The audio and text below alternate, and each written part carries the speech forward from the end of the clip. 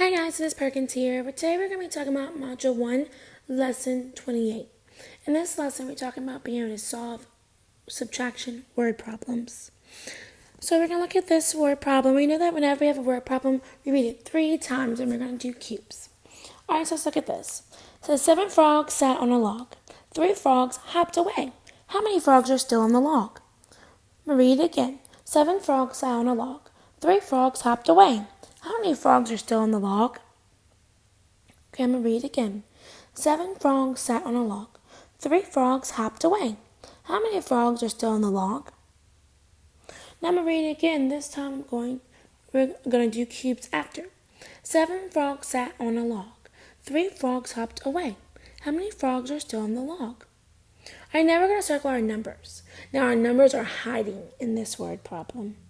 Now I remember I said 7. 7 frogs sat on a log. That means 7 is right here.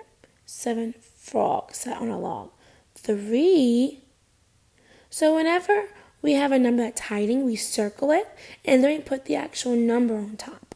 3 frogs hopped away. How many frogs are still on the log? So look, they give us a picture already. They give us 7 frogs. How many hopped away? 3 hopped away. So we're going to cross out 3 of these frogs. So 1, 2, 3. And we're going to circle the rest.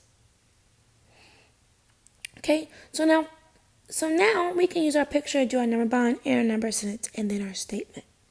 So we know there was 7 frogs at first. 7 frogs altogether at first. So 7 is our whole. We took away 3 of them. Now there's 1, 2, 3, 4 left. So we know there were 7. 3 of them hopped away, so we took away 3. Then there was 4 left. So we know there was 4 frogs that were still on the log. Alrighty guys, that's it for this video.